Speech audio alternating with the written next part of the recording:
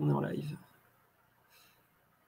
Bonjour à tous. Bonjour. Bienvenue sur ce nouveau live for Food Solutions. Donc, où on va parler chirurgie aujourd'hui.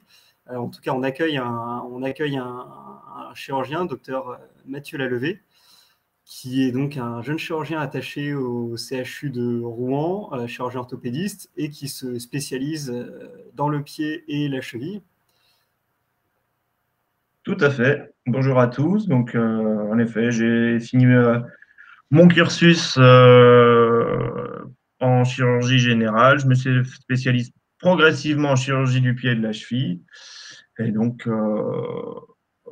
je suis ravi de pouvoir participer à ce brunch organisé par Forfoot. Donc après, ben, Mathieu, on invite aussi, en plus de tous ses talents en chirurgie, parce qu'il en fait bénéficier la Gazette de For Food Solutions.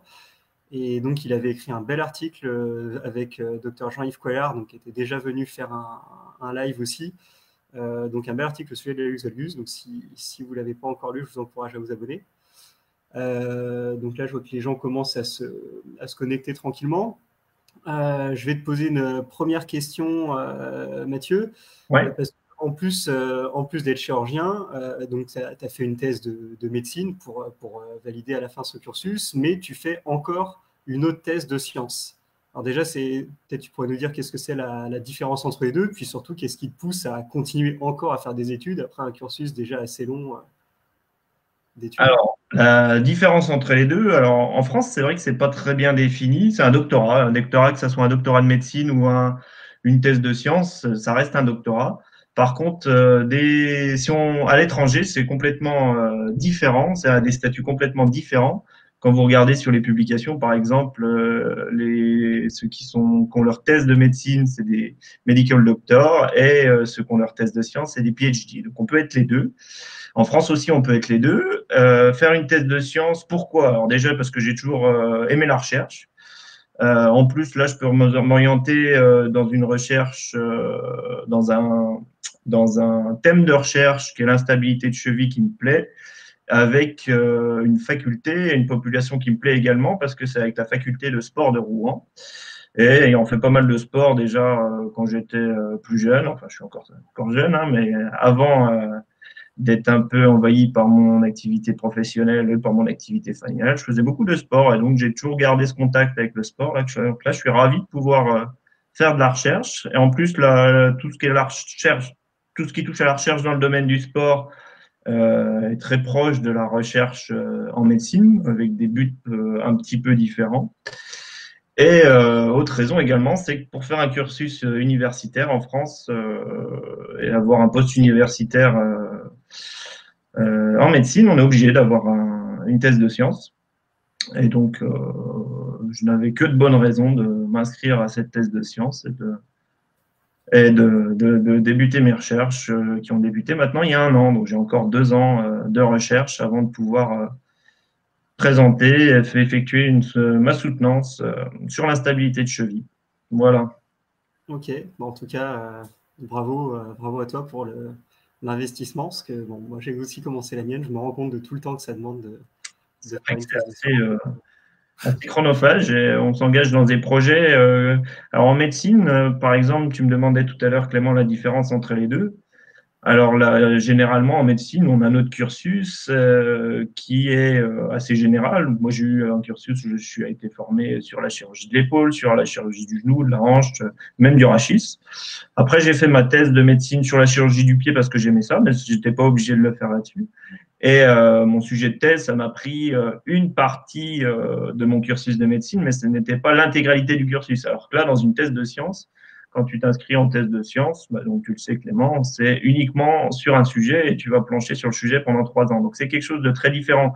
La thèse de médecine est là, on a une soutenance sur un sujet scientifique, mais elle est là également pour valider la formation clinique, chirurgicale qu'il y a eu derrière et qui n'est pas forcément représentée par cette thèse manuscrite. Ok, et ben du coup, après cette belle introduction, on va pouvoir lancer le sujet. Du coup, je te mets en plein écran avec le diapo, et puis je te laisse nous parler de la brièveté des gastrocnémiens. Parfait. Avec plaisir. Alors voilà, c'est bon, le plein écran est activé? Bon, je pense que oui. Voilà, parfait. Alors, donc, je vais vous parler un petit peu d'un sujet assez à la mode, dont on parle beaucoup en ce moment, c'est la brièveté isolée des gastrocnémiens. Alors, c'est quelque chose qui fait décompenser un certain nombre de pathologies. Alors, il y a certaines pathologies qui ils sont peut-être associées de manière abusive ou non. Euh, c'est très à la mode parce que actuellement on propose des prises en charge médicales et chirurgicales sur ces gastrocnémiens pour soulager des pathologies à distance comme des métatarsalgies ou des sésamoïdites ou des choses comme ça, voire des syndromes fémoro-patellaires. Et le problème de cette pathologie, même bien qu'on en parle depuis certaines années, c'est que d'un point de vue scientifique, alors c'est validé que la brièveté des gastrocnémiens est associée à certaines pathologies, notamment au niveau du pied. Par contre, d'un point de vue physiopathologique et d'un point de vue de stade, c'est-à-dire est-ce qu'on a une grosse brièveté, une petite brièveté ou non, on n'a pas de seuil, on n'a pas de cut-off à donner pour dire ce patient a une brièveté pathologique. On sait qu'il peut avoir une brièveté, mais pour définir une brièveté pathologique, on n'a rien actuellement pour le donner. Donc voilà, on va essayer de faire un petit tour d'horizon de la pathologie. Donc des choses assez simples que vous connaissez probablement tous un peu pour le moment. Des bases anatomiques, donc globalement, les gastrocnémiens font partie du triceps sural, ils s'insèrent en proximal au niveau des condyles fémoraux. Ils rejoignent la lame distale du solaire pour former le tendon d'Achille qui va s'insérer sur la grosse tubérosité du calcanéus. Et donc, la particularité des gastrocnémiens par rapport au solaire, c'est que ça en fait un muscle voire triarticulaire, qui ponte à la fois le genou et la cheville. Pourquoi on lui suspecte des compétences à faire décompenser des pathologies, c'est qu'au niveau du cycle de marche, quand vous marchez, quand un patient marche, etc., au moment du passage du pas, donc au moment où le centre de gravité est situé à l'aplomb du pied, à ce moment-là, théoriquement, avec une marche normale, vous avez un genou qui est en extension complète et vous avez votre cheville pour permettre le passage du pas, pour permettre que le centre de gravité soit translaté en avant, qui est normalement en dorsiflexion maximale. Et donc, ce qui est suspecté, c'est qu'à ce moment-là, en cas de brièveté des gastrocnémiens, la tension créée par l'extension de genou, le fait que ça soit un muscle biarticulaire, va créer une tension au niveau de la cheville et va créer un moment, une force en flexion plantaire et qui pourrait induire un hyperappui au niveau de l'avant-pied. Donc ça, le premier à l'avoir décrit et diffusé, notamment en France, c'est M. Barou, qui était un chirurgien à Bordeaux et son fils exerce encore à Bordeaux. Ça a été analysé. Il y a eu des modélisations, notamment informatiques, qui retrouvent qu'en cas de brièveté des gastrocnémiens, on irait un hyperappui possible sur l'avant-pied, notamment en regard des têtes métatarsiennes. Qui est-ce que ça touche? Alors, certains auteurs, dont M. Kowalski, qui est un chirurgien belge, dans son livre, dit que ça touche la moitié de la population. Alors, c'est possible, mais la moitié de la population n'a pas des pathologies associées à cette brièveté des gastrocnémiens. Et surtout, on n'a pas de critères pour définir de manière stricte qu'est-ce qui est une brièveté pathologique des gastrocnémiens. On sait qu'un patient peut avoir une petite tension musculaire, ce n'est pas pour ça qu'il va un jour décompenser des pathologies. Donc, avoir un seuil, c'est vraiment très difficile. Comment dépister d'un point de vue clinique cette pathologie?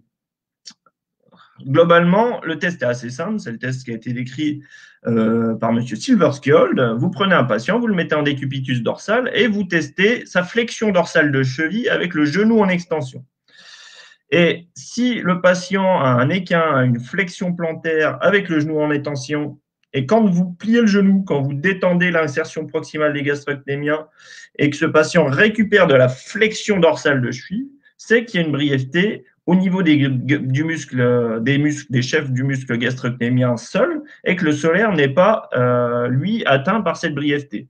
Si le patient a un équin ou une flexion plantaire en extension de genou qui, cette fois-ci, ne se lève pas à la flexion du genou, c'est que ça a une brièveté et une rétraction globale de tout le triceps sural. Donc là, on est dans une pathologie complètement différente. Donc ça paraît en tout cas assez facile à mettre en évidence. Si vous voulez en savoir un peu plus sur le test clinique décrit par M. Silverskull et avoir un peu plus de précision, vous pouvez aller voir cette publication de M. Barouk dans le Foot and Ankle Clinics. Et il décrit pour le test donc cette manœuvre de Silverskull avec une cheville qui doit être mise en position neutre et une force qui doit être appliquée sur l'avant-pied d'environ 2 kg. Et donc ça, c'est fait avec la main. Donc là, déjà, on est dans quelque chose qui est très approximatif parce que pousser 2 kilos, alors là, il propose de s'essayer avec une balance alimentaire, par exemple, mais pousser 2 kilos, c'est quelque chose qui est difficile à évaluer uniquement avec la main. Et ensuite, il faudrait qu'il y ait un gain d'environ 13 degrés entre la dorsiflexion de cheville, genou en extension et genou fléchi. Donc voilà, c'est des choses qui paraissent bien codifiées, mais il reste quand même des approximations pour définir cela. En tout cas, une chose est sûre, c'est depuis cette publication de M. Di Giovanni dans le JBGS américain, qui est la revue, une des revues, voire la revue la plus cotée en chirurgie orthopédique actuellement, c'est qu'il y a une association entre certaines pathologies, notamment les pathologies du pied, et une brièveté des gastrocnémiens.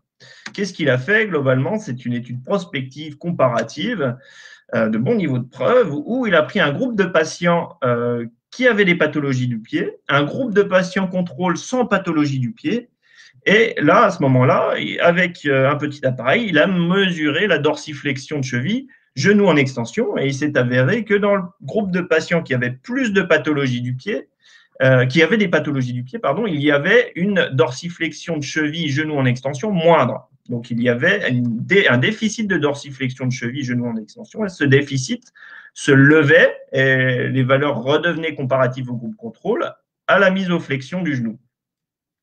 Donc, on sait qu'il y a une association entre brièveté des gastrocnémiens et pathologie du pied. Globalement, quelle pathologie du pied? Donc, il y a un symposium qui avait été fait en 2006, donc ça remonte un peu par la SFMCP et la FCP, c'est les deux sociétés de chirurgie, SFMCP, chirurgie et médecine française. Et les pathologies qui pourraient être décompensées par la brièveté des gastrocnémiens selon sont nombreuses. Alors, quand on fait un tour un peu plus précis de la littérature, donc dans l'étude de Di Giovanni, il y avait énormément de patients qui avaient des métatarsalgies, des syndromes de Morton, des névromes de Morton et des tendinopathies du tibial postérieur sur les pieds plats. Donc, on sait que c'est plutôt associé à la brièveté des gastrocnémiens. La Lux valgus a été publié par M. Barouk et fréquemment associé à une brièveté des gastrocnémiens. Les aponévroplathies plantaires également. Les tendinopathies d'Achille et l'instabilité de cheville. Alors, il y a un doute. Par exemple, il y a certains chirurgiens qui proposent, en cas d'instabilité de cheville, d'allonger les gastrocnémiens, parce que globalement, le fait d'être un petit peu en équin, d'être un petit peu en flexion plantaire, et on sait que le triceps sural est un muscle varisant, donc ça va favoriser, on pense que ça va favoriser l'instabilité de cheville latérale. Alors, il n'y a pas de papier qui retrouve ça dans la littérature, il y a un papier qui retrouve plus d'instabilité de cheville en cas de déficit de dorsiflexion, mais il ne précise pas si la rétraction est uniquement sur les gastrocnémiens ou sur tout le triceps sural.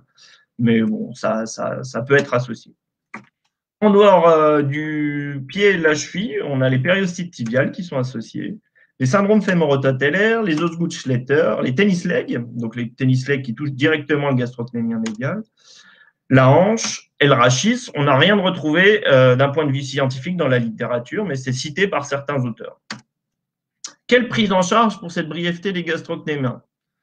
Alors, globalement, ça va être étirer les chaînes postérieures et étirer les gastrocnémiens. Donc, le protocole qu'on a l'habitude de prescrire ou de donner, c'est le protocole de Stanish. A été décrit aussi par M. Maestro, la taloche de Masson, les exercices sur la taloche de Masson que vous voyez à gauche sur la diapositive en A et B. Globalement, c'est quelque chose qui est assez pratique parce que les patients peuvent le faire en auto-rééducation tous les jours et ils se proposent de monter dessus une dizaine de minutes par jour. Et le but va être de réussir à placer sa cheville sur la taloche en dorsiflexion, comme sur la photo A, tout en gardant les genoux étendus et le bassin à l'aplomb de la taloche.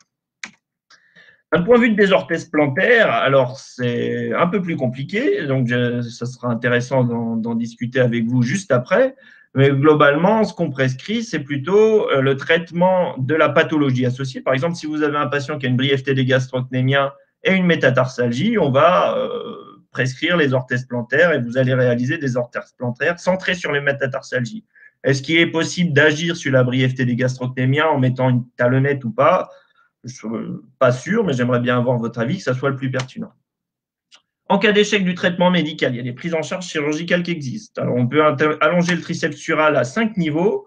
Les 2 niveaux les plus distaux sont des allongements globaux du triceps sural et du tendon d'Achille, donc on ne va pas en parler parce que c'est pour des pathologies différentes. Et les autres niveaux sont possibles soit à l'insertion proximale sur les condyles fémoraux, donc ça a été décrit par M. Silverskull initialement, soit entre le corps musculaire des gastrocnémiens et du solaire, soit sur la lame tendineuse terminale des gastrocnémiens. Voilà, donc les 3 niveaux. Donc la technique proximale, c'est la technique décrite par M. Silverskull, adaptée par M. Baruch. La technique intermédiaire, c'est la technique de Bowman. Et la technique distale, c'est la technique qui a été décrite par Strayer. Donc la libération proximale, donc la plus haute, globalement, initialement, M. Silverskull, leur disait c'est des sujets neurologiques et proposait une désinsertion globale de l'insertion du chef médial et du chef latéral des gastrocnémiens. Ça a été repris et modifié par M. Baruch avec une section uniquement des fibres blanches tendineuses du gastrocnémien. Initialement, ils faisaient les 2 gastrocnémiens. Ils sont apparus qu'il n'y avait pas forcément bénéfice à le faire. Et ils font maintenant uniquement le gastrocnémien médial. Donc l'allongement uniquement des lignes tendineuses et on garde l'insertion musculaire. Alors, la technique de Bowman, donc, comme je vous le disais, vous passez entre le corps musculaire des gastrocnémiens et du solaire et vous allez couper la lame ventrale aponévratique des gastrocnémiens. Là, vous avez une image ici à ciel ouvert. Alors, vous voyez le blanc nacré au fond sur l'image du haut, c'est la lame tendineuse ventrale des gastrocnémiens. Et vous voyez après section l'écartement qui se fait et le relâchement du gastrocnémien et le gain en longueur au niveau du gastrocnémien. Alors, il y a une petite vidéo qui montre bien cela, qui a été faite par le docteur Beldam à Dieppe et à Paris, qui exerce dans les 2 centres. Et donc, vous voyez en blanc, là, c'est une vidéo qui est faite sous endoscopie, donc avec un arthroscope. Et vous voyez en blanc la lame tendineuse ventrale des gastrocnémiens. Vous êtes entre les 2 corps musculaires. Et là, hop, il coupe progressivement cette lame et vous voyez tout de suite un écartement qui se fait avec l'apparition des fibres musculaires en dessous. Et vous comprenez qu'avec cette technique, donc après, c'est un peu long, hein, il faut qu'il aille jusqu'au bout, mais avec cette technique, on gagne en longueur et on détend le gastrocnémien. La dernière technique, c'est celle qui est décrite par Strayer et qui, elle, est une section complète de la lame terminale des gastrocnémiens. À cet endroit-là, le solaire est encore musculaire et donc toute la lame tendineuse des gastrocnémiens est coupée. Donc c'est la technique la plus invasive, entre guillemets. Alors, le diapo ne veut plus avancer. Qu'est-ce qui se passe? Voilà. Donc le risque à ce niveau, vous voyez, à ce niveau-là, à proximité de la lame tendineuse distale, c'est de créer des lésions au niveau du nerf sural.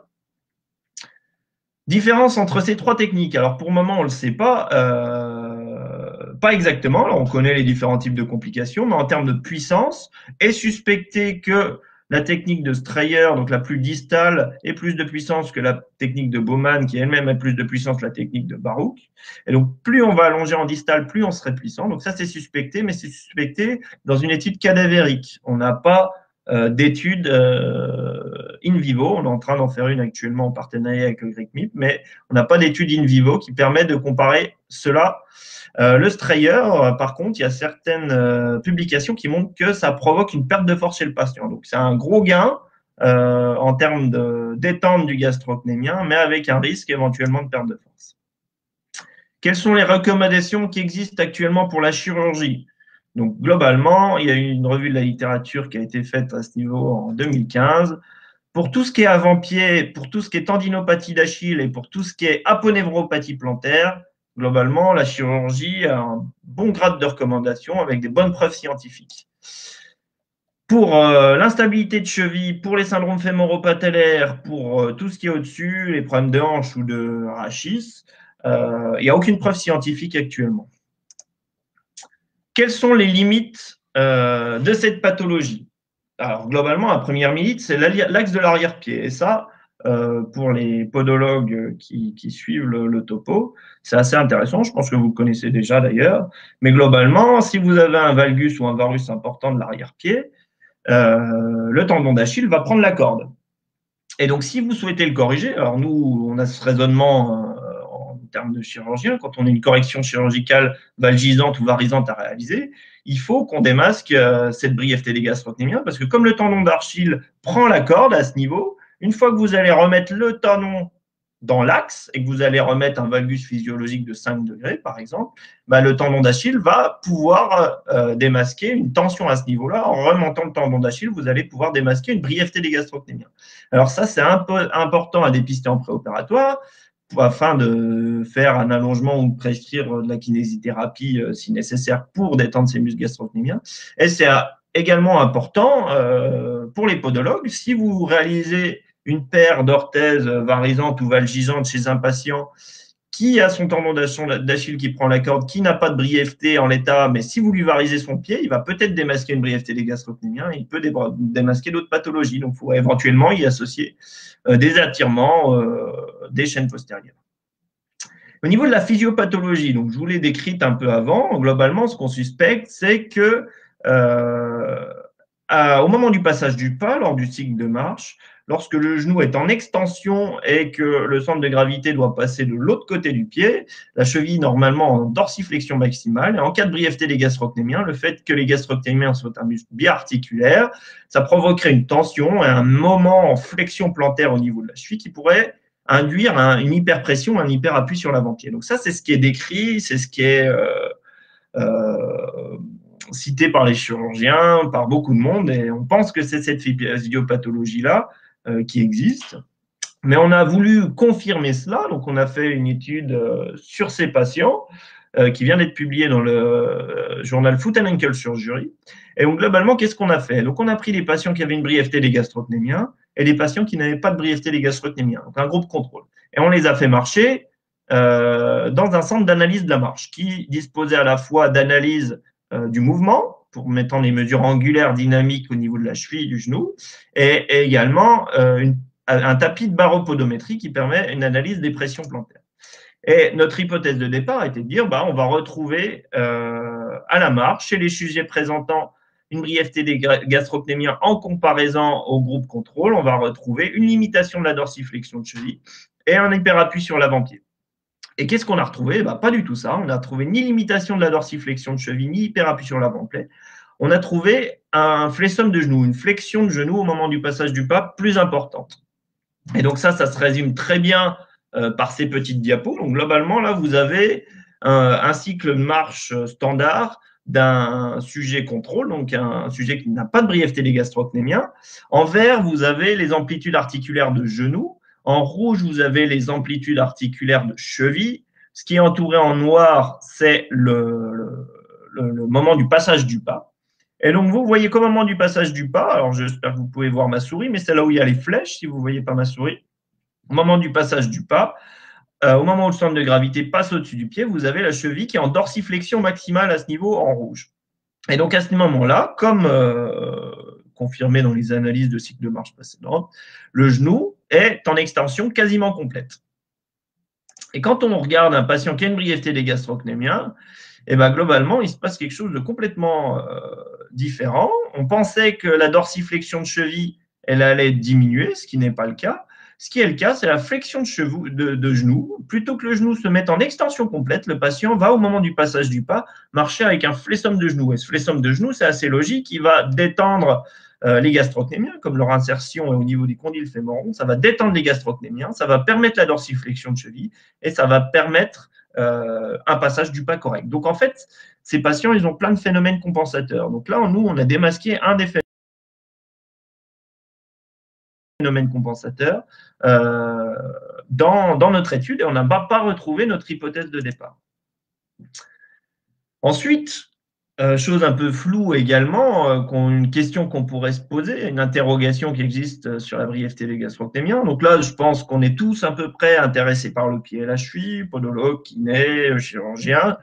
Et donc, on part du pied, on dit il y a des pathologies du pied associées à une brièveté des gastrocnémiens. Il y a une limitation de la dorsiflexion de cheville, ça provoque un flessum de genou, et notamment ce flessum de genou donc, qu'on a retrouvé nous dans notre étude. On comprend que les gastrocnémiens soient associés aux os Buchleiter et au syndrome fémoro-patellaire. Si vous avez un patient qui marche tout le temps avec un flessum de genou, il y a plus de contraintes sur le compartiment fémoro-patellaire. Donc on pense que cette vient du pied, que cette brièveté un peu engendrer des pathologies sur le genou. Si on marche avec un flessum de genou, on marche forcément avec un flessum de hanche, donc ça pourrait engendrer des pathologies au niveau de la hanche. Et si on marche avec un flessum de hanche, on détend le psoas et on peut induire des pathologies rachidiennes. Donc ça, c'est ce qu'on pense, c'est ce qui est pas mal diffusé, encore une fois. Mais si vous prenez quelqu'un, un chiropracteur ou un chirurgien du rachis, on peut vous rétorquer le contraire et vous dire que le patient a un problème au niveau de son rachis.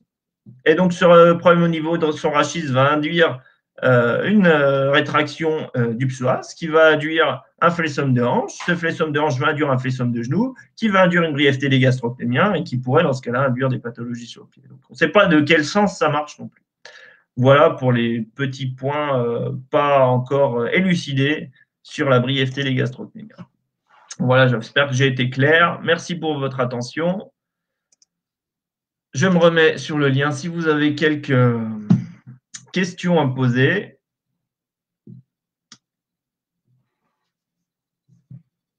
Alors, je ne t'entends pas, Clément. Je ne sais pas si tu n'as pas remis ton micro.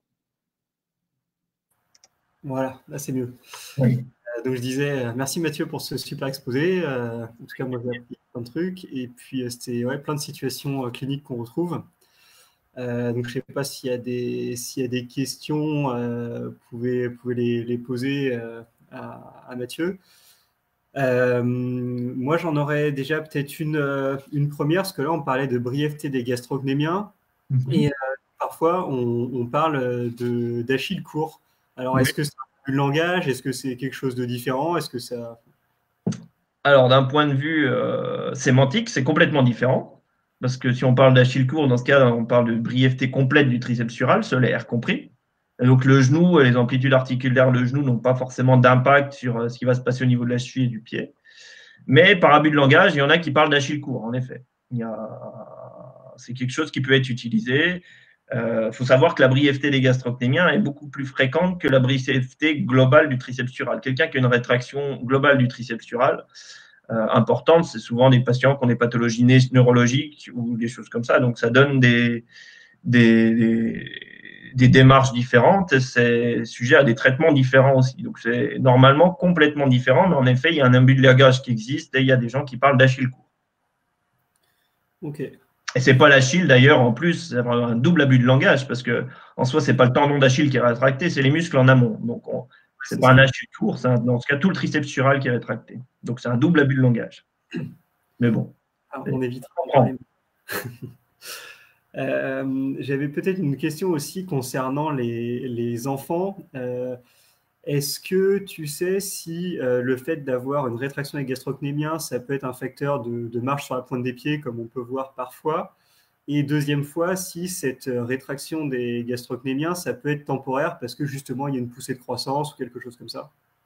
Alors, chez l'enfant, la marche sur la pointe des pieds, c'est soit uniquement une attitude sans problème de rétraction anatomique sous-jacent, soit c'est une rétraction qui est là généralement globale de tout le triceps sural.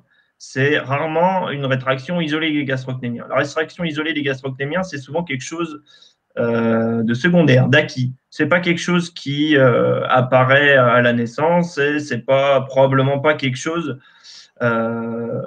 qui est déterminé à l'avance, mais c'est quelque chose qui apparaît avec les habitudes de vie, probablement si les femmes qui portent des talons ou des choses comme ça. Après, je me suis pas spécialement renseigné sur ce sujet, mais probablement qu'avec la croissance, si à un moment donné, un segment le segment jambier qui grandit un peu vite, et qui induit une tension à ce niveau-là, qui a une partie du segment jambier qui grandit plus vite et qui met en tension plus les gastrocnémiens que le solaire. En effet, on peut se retrouver dans cette catégorie-là. Mais généralement, c'est quelque chose qui devrait pouvoir se corriger très simplement, sans parler de chirurgie ou autre. Généralement, c'est quelque chose qui se réadapte. Les poussées de croissance, ça va se recompenser par une autre poussée à un autre endroit, à un autre moment. Donc, c'est probablement quelque chose qui n'est pas pathologique et qui est juste à surveiller. Il ne faut surtout pas inquiéter les parents avec ça, en tout cas. Ok. En tout cas, je note dans ce que tu as dit que je trouve hyper intéressant, c'est le fait que ce soit quelque chose d'acquis. Ça veut dire que nous, en tant que podologue, déjà, par rapport à tout ce qui est correction par talonnette, il faut peut-être être vigilant vis-à-vis de ça sur du long terme. Alors, oui, bah, je posais la question dans mon exposé, parce que nous, c'est vrai que quand on a un patient, on va prendre le cas classique, qui a une brièveté des gastrocnémiens et qui a eu des métatarsalgies en plus. Donc, on va plutôt orienter vers un kinésithérapeute qui va faire un protocole type Stanish, qui va faire des étirements des chaînes postérieures. Et on va prescrire une paire d'orthèses plantaires et l'orienter vers un podologue qui va, je reste sous ta houlette, hein, comme c'est toi le spécialiste à ce niveau, mais qui va probablement mettre un appui rétrocapital pour diminuer l'hyperpression au niveau des têtes métatarsiennes. Et donc là, on ne va pas faire une semelle qui va, contrairement à la kinésithérapie, qui va agir sur les gastrocnémiens, mais qui va agir uniquement sur les conséquences. Si on met une talonnette, ça va aller à l'encontre du travail du kiné. Et on va faire marcher le patient en permanence avec les gastrocnémiens en situation de détente et on va pouvoir plutôt reprovoquer cette rétraction et aller à l'encontre du traitement de la brièveté. Donc, pour moi, ce n'est pas logique. Après, j'aimerais bien avoir ton avis et ceux de tes collègues à ce niveau, parce que c'est vous les spécialistes à ce niveau. Mais moi, ça ne me semble pas logique. Peut-être que je me trompe. Ouais, bah, à ma connaissance, d'un point de vue, en tout cas scientifique, c'est pas tranché comme question. D'un point de vue clinique, déjà, je dirais que peut-être ça dépend aussi du contexte et du patient qui vient. C'est vrai que si on a affaire à une femme qui a toujours été habituée à porter une hauteur de talon, ça va être assez compliqué en fait pour qu'elle puisse marcher à plat.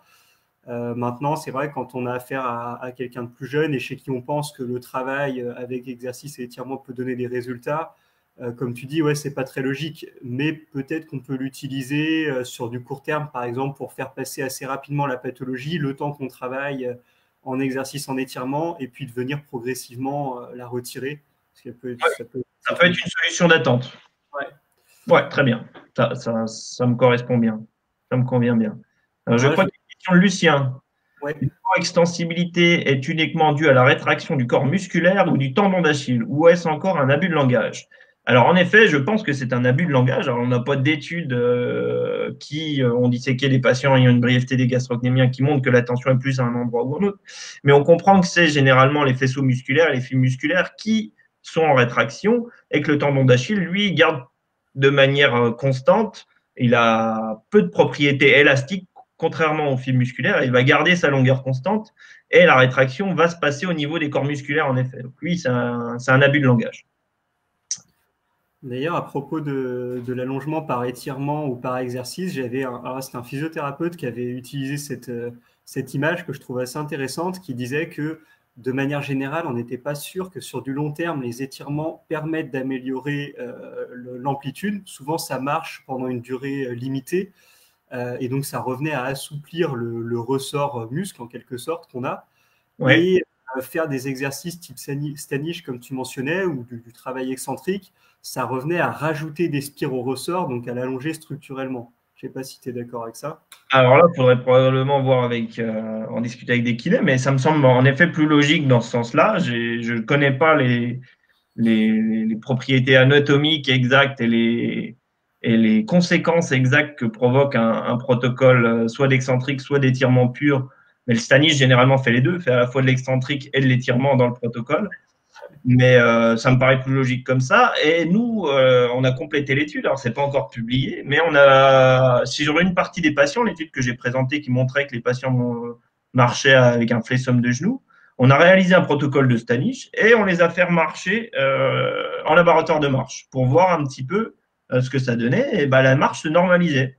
Donc, ce flexum de genou se normalisait et disparaissait avec un protocole de Stanish.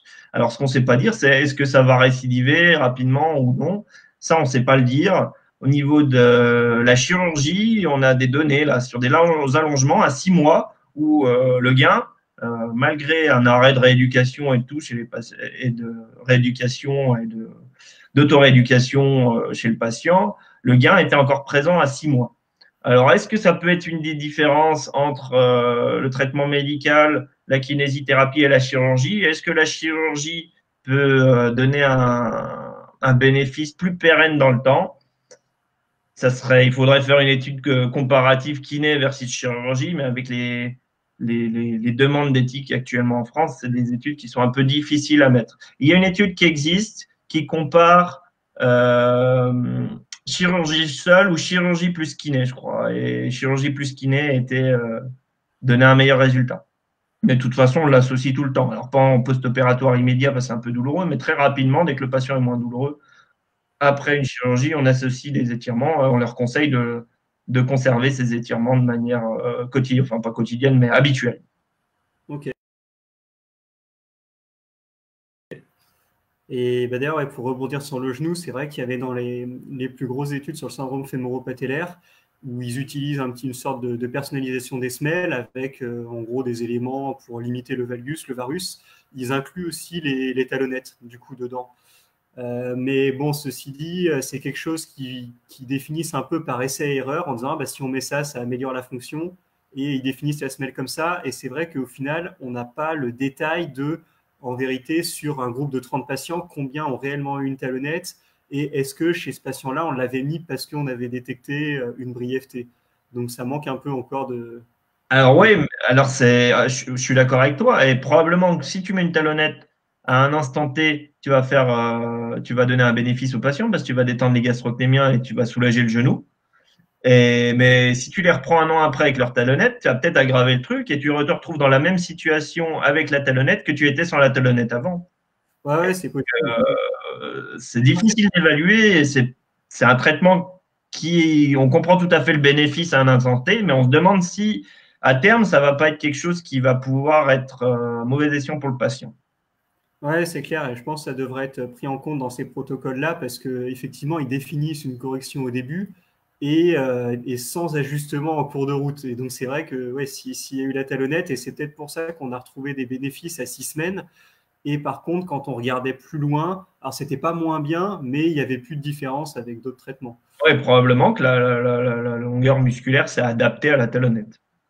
Et donc, comme tu le disais tout à l'heure, la talonnette, c'est probablement bien comme solution d'attente quand on n'a pas le choix, pas comme traitement.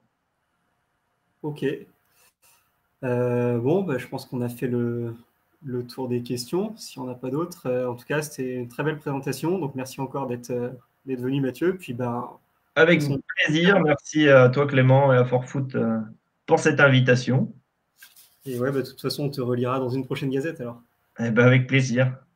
Allez, bonne journée. Bonne Bonne journée. journée. À bientôt. Au revoir.